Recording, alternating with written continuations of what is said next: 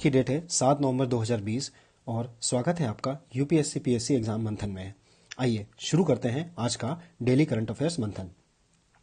आज का हमारा पहला टॉपिक है बायो डिकम्पोजर से रिलेटेड है। आइए देखते हैं इस न्यूज़ का कंटेक्स्ट क्या है।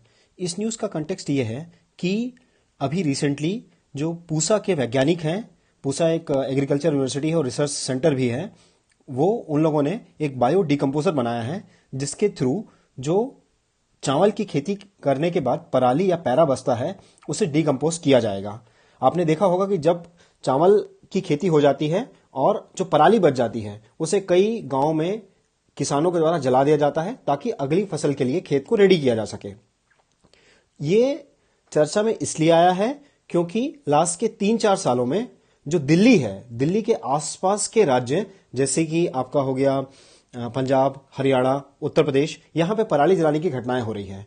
पराली जब जलती है तो उससे जो प्रदूषण होता है वो दिल्ली और उसके आसपास के सराउंडिंग एरियाज में उसे घेर लेता है और वहां पे फॉग और दूसरी समस्याएं वहां पे उत्पन्न होने लग जाती हैं, जिसको हम AQI के थ्रू, एयर क्वालिटी इंडेक्स एक होता है, उसके थ्रू हम नापते हैं कि वहां पे वायु की जो गुणवत्ता है वो कैसी है। तो यही हमने देखा है कि लास्ट के 3-4 सालों में ये समस्या बहुत ज्यादा उभर कर सामने आई है और इस टॉपिक से रिलेटेड यूपीएससी मेंस में ऑलरेडी एक क्वेश्चन पूछा जा चुका है कि दिल्ली में प्रदूषण के क्या क्या रीजन हैं। उसमें से पराली जलाना भी एक बहुत ही प्रोमिनेंट रीजन है। तो इसी समस्या को दूर करने के लिए पूसा के साइंटिस्टों ने ये बायो डिकम्पोजर बनाया है। बायो डिकम्पोजर काम कैसे करेगा? बायो डिकम्पोजर जो पराली जलाने की समस्या को सुलझाने के लिए बनाया गया है और इस बायो डिकम्पोजर में एक कैप्सूल दिया जाएगा। उस कैप्सूल में फंगस या फंगी के जो स्ट्रेन है उसे एक्सट्रैक्ट करके इन कैप्सूल में रख दिया गया है और इन कैप्सूल्स को क्या किया जाएगा कि लिक्विड में मिलाया जाएगा। 4 या 5 कैप्सूल 25 लीटर्स के एक बड़े कैन में मिला दिए जाएंगे और इसको ऐसे खेत में जाके आप देख सकते हैं यहां पे छिड़काव किया जाएगा। तो इससे फायदा यह होगा कि जो पराली या पैरा वहां खेतों में रखा होगा वो ऑटोमेटिकली डिकम्पोज होकर खाद में कन्वर्ट हो जाएगा, वो भी बहुत ही कम समय में, सिर्फ 20 या 25 दिनों में। तो इस कंप्लीट टेक्नोलॉजी के कारण हमें पराली जलाने की आवश्यकता नहीं होगी, फर्स्ट चीज। सेकंड चीज, जो हमारी गुणवत्ता है, भूमि की जो गुणवत्ता है, सॉइल की गुणवत्ता है, वो वहां पे वैसी की वैसी ही बरकरार रहेगी और इवन इंक्रीज होगी। जो फर्टिलिटी है, इफेक्टिव होगा, चीपर होगा, डुएबल होगा और ये प्रैक्टिकल टेक्निक भी है जिसके थ्रू हम पराली जलाने की घटनाओं से बच सकते हैं और भूमि की गुणवत्ता को बचा सकते हैं, आगे अच्छा कर सकते हैं। इसके साथ ही साथ आगे भी किसानों को इससे आने वाली फसल में इससे फायदा होगा क्योंकि गुणवत्ता वैसी की वैसी ही रहेगी और ये एक इको फ्रेंडली टेक्नोलॉजी भी है। अब इस बायो डिकम्पोजर जो बनाया है, इसको क्या किया जाएगा कि एक टैंक में पहले मिक्स कर लिया जाएगा, उसका लिक्विड बना लिया जाएगा और उसको फर्मेंटेशन के लिए 8 से 10 दिनों तक छोड़ दिया जाएगा। जब वो लिक्विड जो है वो फर्मेंटेड हो जाएगा, इसके बाद इसे खेतों में ले आके छिड़क दिया जाएगा। जैसे कि आप यहां पे देख रहे हैं कि ऐसे मशीनों के थ्रू इसको छिड़क दिया जाएगा, जो कि बड़ी आसानी से किया जा सकता है। और इसके बाद सिर्फ और सिर्फ 15 से 20 दिनों के बहुत ही कम समय में वहां जो पड़ा हुआ पैरा है वो ऑटोमेटिकली गल जाएगा और जो फंगस है, फंगी है, उसे कंप्लीटली खा के उसे खाद में कन्वर्ट कर देगी। तो ये बायो डिकम्पोजर ऐसे ही काम करने वाला है। ये हमारा पहला टॉपिक था। Let's move to next topic. हमारा सेकंड टॉपिक रिलेटेड है height and BMI trends of 2019 से। ये बॉडी मास इंडेक्स से रिलेटेड एक रिपोर्ट जारी की गई है, द लैंसेट। ये एक बहुत ही फेमस संस्था है और आपको इसके बारे में सर्च करना चाहिए कि लैंसेट क्या काम करती है, क्योंकि मेंस में कई सारे फैक्ट्स और फिगर्स आप लैंसेट की रिपोर्ट से डायरेक्टली उठा के रख सकते हैं, कोट कर सकते हैं। तो जो लैंसेट है उसने अभी रिसेंटली हाइट और बॉडी मास इंडेक्स के ऊपर कुछ रिसेंट पॉइंट्स दिए हैं और उसने बताया है कि अभी इंडिया में बॉडी मास इंडेक्स क्या है और कितना होना चाहिए। जो नॉर्मल बॉडी मास इंडेक्स है एक पर्सन का, वो 18.5 से 24.9 या 25 तक होना चाहिए। इस बीच में होना चाहिए, एक नॉर्मल है। अगर इससे कम होता है तो वो अंडरवेट होता है, इससे अगर ज्यादा होता है तो ओवरवेट होता है और लगभग अगर 30 के आसपास जब वो बॉडी मास इंडेक्स आपका पहुंच जाता है तो आप अपने आप को ओबेसिटी या फिर मोटापे वाली कैटेगरी में रख सकते हैं। तो जो BMI है, BMI एक तरह का एंथ्रोपोमेट्रिक मेजर है जो कि आपकी क्वालिटी ऑफ न्यूट्रिशन और हेल्थ केयर को, हेल्थनेस को आपके बता रहा होता है कि अभी लिविंग इंडेक्स में क्या है, उसके हेल्थ इंडेक्स। आप इसे इजीली कैलकुलेट कर सकते हैं। फार्मूला आता है जिसमें आपकी हाइट और आपका जो वेट है उन दोनों के हिसाब से आप इस पर्टिकुलर फिगर तक पहुंच सकते हैं। तो यहां की इस रिपोर्ट की क्या क्या फाइंडिंग्स है? इस रिपोर्ट की दो फाइंडिंग्स है। एक, जो बच्चे हैं उन बच्चों की जो बीएमआई है वो 20.1 है, और जो बच्चियां हैं जो कि 19 साल की जो बच्चियां हैं उनकी जो बॉडी मास इंडेक्स है वो 20.1 है, दोनों ही 20.1 है। तो जो हेल्दी है वो 18.5 से 25 के बीच में रहना चाहिए।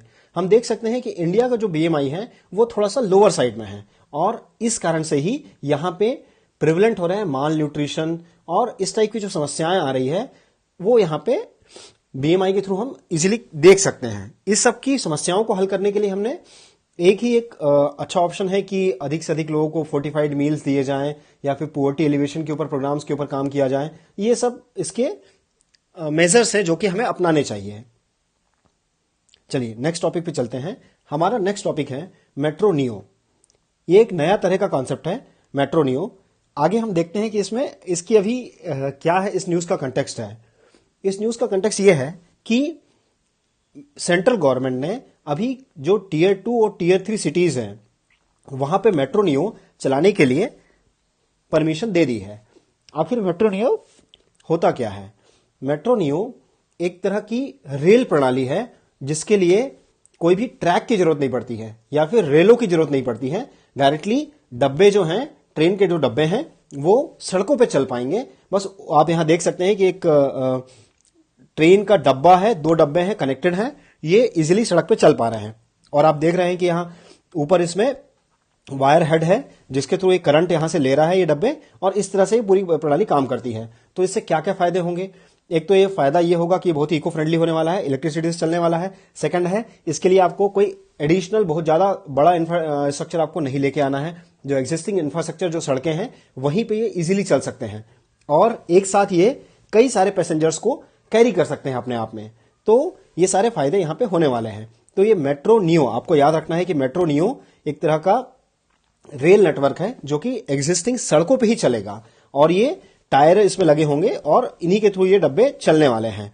इससे अगर हम इसे पूरा कंप्लीटली अच्छे से यूज करते हैं तो जो अर्बन ट्रांसपोर्ट है वो बहुत ही सहज हो जाएगा, सुलभ हो जाएगा, और 25% हम कन्वेंशनल जो तरीके हैं उसके साथ में जो एमिशन होता है, जो पोल्यूशन होता है, उस पोल्यूशन को हम इससे कम कर पाएंगे। प्रदूषण कम होगा, एनर्जी बचेगी, और पब्लिक ट्रांसपोर्ट पे लोग रिलाई कर पाएंगे, और अधिक से अधिक पब्लिक ट्रांसपोर्ट यहां यूज हो पाएगा। इसके पहले हमने देखा था कि महाराष्ट्र में ही हाइपर लूप एक टेक्नोलॉजी है जिसका भी हमने यूज किया था। अगर आप देखेंगे गुड़गांव में मोनो रेल जैसी चीज है वो भी वहां पे चल रही है, और साथ ही साथ पॉड टैक्सी, ये भी एक तरह का कंसेप्ट होता है जो कि काफी चर्चा में रहता है। तो ये सारे आपको अगर मेंस में कोई क्वेश्चन आता है तो ये सोल्यूशन आपके पास तुरंत होने चाहिए कि मेट्रो नियो टाइप का एक कंसेप्ट है जो कि आपका अर्बन ट्रांसपोर्ट सॉल्यूशंस प्रोवाइड करेगा, लाइटर स्मार्टर सॉल्यूशंस प्रोवाइड करेगा। इसके साथ में आप हाइपर लूप का एग्जांपल दे सकते हैं, ये एक बहुत ही इफेक्टिव और बहुत ही फास्ट मूविंग सिस्टम है। उसके साथ में आप पॉड टैक्सी के बारे में बता सकते हैं। पॉड टैक्सी भी बहुत ही इजी चलने वाली चीज है, और मोनो रेल हो गई, ये बहुत ही कम सकरे इलाकों में इसको आप यूज कर सकते हैं। तो ये सारे सोल्यूशंस आपके पास रेडी होना चाहिए। जहां कहीं आपके पास अर्बन ट्रांसपोर्ट के सोल्यूशंस अगर मांगे जाए तो आप इन सबको लिख सकते हैं। चलिए अगले टॉपिक पे चलते हैं। हमारा अगला टॉपिक संबंधित है फास्ट रेडियो बर्स्ट से। आखिर ये क्या है और इस न्यूज का कंटेक्स्ट क्यों अभी चर्चा में आया है? इस न्यूज का कंटेक्स्ट इसलिए चर्चा में आया है कि अभी रेडियो वेव्स डिटेक्ट हुई है जो कि हम फास्ट रेडियो बर्स्ट जिसे कहते हैं, और वो मिल्की वेव के थ्रू ही आई है। तो आप यहां देख सकते हैं कि यहां पे कुछ वैज्ञानिकों ने धरती पे कुछ उपकरण लगाए हुए हैं जो कि डिटेक्ट कर रहे होते हैं डिफरेंट रेडियो वेव्स को, जो कि गैलेक्सीज से, जो दूसरी गैलेक्सीज हैं वहां से आ रही होती है। ये पहली बार ऐसा हुआ है जब हमारी सेम गैलेक्सी से हमारे पास रेडियो वेव्स आई है। अभी तक जो थ्योरीज थी वो थ्योरीज ये कहती थी कि जब भी कोई कोलिजन होता है ऑब्जेक्ट्स का, या तो एस्टेरॉइड हो गए या फिर आपके कोलाइडिंग ऑब्जेक्ट्स हो गए, उन सबके या फिर ब्लैक होल्स के कोलिजन से ये रेडियो वेव्स उत्पन्न होती है। लेकिन अब यहां पे सेम गैलेक्सी से जब ये रेडियो वेव्स आई है तो यहां पे एक और नई थ्योरी को जन्म दिया है, वो है थ्योरी ऑफ एलियन सिविलाइजेशन।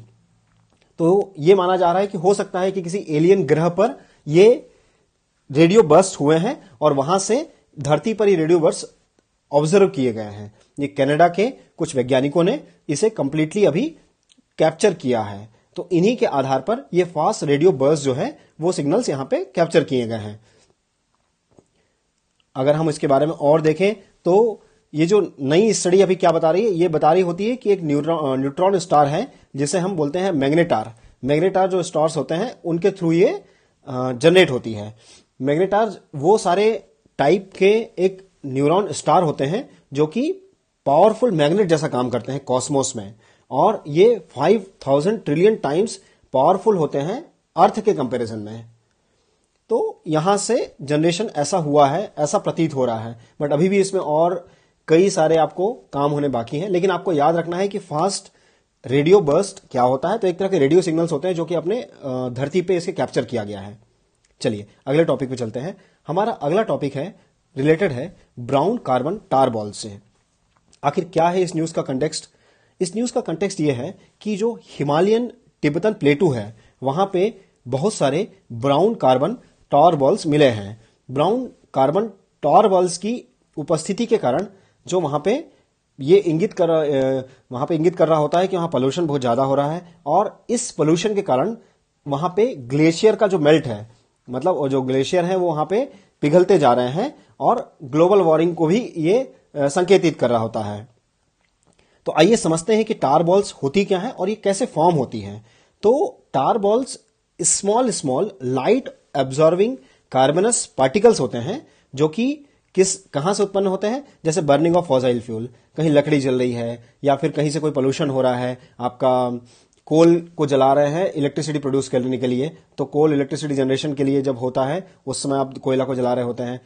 और ऐसे जितने भी मीन होते हैं जिससे कि पोल्यूशन होता है, जितनी भी इंडस्ट्रीज हो रही होती है, ये सारे जो फॉसिल फ्यूल को जलाने के बाद जो कार्बन के कण निकल रहे होते हैं, ये क्या होते हैं? जाके बर्फ के ऊपर जमते जाते हैं। आप देख सकते हैं यहां जो बर्फ है ये सफेद बर्फ नहीं है, ये बर्फ का कलर यहां पे काला हो चुका है। ये क्यों काला हुआ है? काला हुआ है क्योंकि इसमें कार्बन जो है वो जाके जम चुका है, और ये यही ब्लैक कार्बन टार बॉल्स होती है।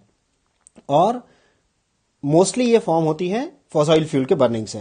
तो आपको अगर कहीं कोई प्रश्न ऐसा आ जाए कि ब्राउन कार्बन टार बॉल्स क्या होती है, तो आपको पता होना चाहिए। आप यहां पे इस पूरे फिगर में आप देख सकते हैं कि कैसे किन किन जगहों से, जैसे कि आपका जो ब्रिक बनाने वाला होता है, ब्रिक बनाने वाली फैक्ट्रीज से, घर में जो कुकिंग के लिए जब हम लकड़ियां जला रहे होते हैं, एग्रीकल्चर बर्निंग जो अपन ने देखा था, स्टबल बर्निंग जिसे बोलते हैं, यहाँ पे ओपन बर्निंग हो जाती है, सवानास और आपके फॉरेस्ट फायर हो गया, कोक बर्निंग हो गया, इधर से पेट्रोकेमिकल बर्निंग हो गया, ऑफ रोड व्हीकल्स हो गए, ये सारी चीजें से यहाँ पे एयरक्राफ्ट एमिशन हो गया। तो ये सारा कंट्रीब्यूट करता है ब्राउन कार्बन टार बॉल्स के लिए। और हम जाके देखते हैं कि ये सरफेस वार्निंग वहां पे कर रहे होते हैं। इसके साथ ही साथ ये क्या करते हैं, ये जब एनवायरनमेंट पे रहते हैं तो सूर्य से आने वाली किरणों को एब्जॉर्ब कर लेते हैं। इससे हमारा जो कंप्लीट वातावरण होता है वो गर्म होने लग जाता है, और अल्टीमेटली ये कहीं ना कहीं से कंट्रीब्यूट करते हैं ग्लोबल वार्मिंग में। तो ये हमने पूरा कंसेप्ट देख लिया। यहां पे बोल रहा है कि where did they come from, तो ये मोस्टली गैंगेटिक, जो इंडो गैंगेटिक प्लेन है, जो आपका पूरा प्लेन, जो आपका उत्तर प्रदेश हो गया, इधर से बिहार हो गया, ये पूरी जो प्लेन है इंडो गैंगेटिक प्लेन, वहां पे बहुत ज्यादा डेंस पॉपुलेशन है अपनी, और वहीं से ये मोस्टली जनरेट हो रहा होता है। चलिए अगले टॉपिक पे आते हैं। हमारा अगला टॉपिक रिलेटेड है बटरफ्लाइज पे। हमने यूजुअली देखे हैं कि प्रीलिम्स और मेंस में आजकल कुछ नाम देने लगे हैं जो एग्जामिनर, और वो बोलते हैं कि ये किस टाइप की स्पीसीज है। इस साल अगर आप देखें यूपीएससी 2020 का क्वेश्चन पेपर, वहां भी पूछा गया था कि 4 नाम दिए हुए थे, और पूछा गया था कि वो बर्ड है कि बटरफ्लाई है कि कुछ और टाइप का, या फ्रॉग है, या इस टाइप की उसमें कुछ चीजें दी हुई थी। तो हमें इन्हें कंप्लीटली याद नहीं करना है, लेकिन अगर हम हमारी नजरों के सामने से अगर ये गुजर जाएंगे तो शायद जब क्वेश्चन आएगा तो उस समय हम इसको आइडेंटिफाई कर पाएंगे कि ये बटरफ्लाई का टाइप है। तो उसी डायरेक्शन में अगर हम देखें तो यहां पे है स्ट्राइटिक 5 रिंग, जो कि नयार केरला में मिल रहा होता है। नीलगिरी प्लेन एस, ये होता है आपका, ये भी नीलगिरी में मिल रहा होता है। मार्बल्ड मैप बटरफ्लाई, ये कहां मिलता है? सिक्किम, अरुणाचल प्रदेश, झारखंड, भूटान और म्यांमार, इन जगहों में मिल रहा होता है। उसके साथ में आप मालाबार बैंडेड पीकॉक जो है वो साउथ इंडिया में मिल रहा होता है। ट्री निम्फ जो है वो भी साउथ इंडिया में मिलता है। ब्रांडेड रॉयल, ये है नीलगिरीस में मिल रहा होता है। ब्लू मैरमोन, ये पटना में मिल रहा होता है। स्पॉटेड एंजल बटरफ्लाई, ये छत्तीसगढ़ में मिल रही होती है। द लियाक सिल्वर लाइन, ये राजस्थान में मिल रही होती है। आपको बस एक बार इनके नाम को पढ़ लेना है, और अगर ये 2-3 अगर आप इसका रिवीजन कर लेंगे तो ऑटोमेटिकली आपके दिमाग में एक बार कंसाइज में बैठा रहेगा कि आपने नाम कहीं सुना है जो कि बटरफ्लाई से रिलेटेड है, तो आपका क्वेश्चन ऑटोमेटिकली सॉल्व हो जाएगा। थैंक यू दोस्तों, थैंक्स फॉर द डिस्कशन। आपसे मैं रिक्वेस्ट करना चाहूंगा, अगर आपको हमारे वीडियोस अच्छे लग रहे हो तो आप हमारे चैनल को जरूर सब्सक्राइब करें, और हमारे Facebook group UPSC, CGPSC, MPPSC मंथन को जरूर ज्वाइन करें। आप ये देख सकते हैं, ये हमारे चैनल का लोगो है, और इस नाम के साथ में आप हमारे चैनल को ज्वाइन कर सकते हैं। Thank you, thanks for the discussion.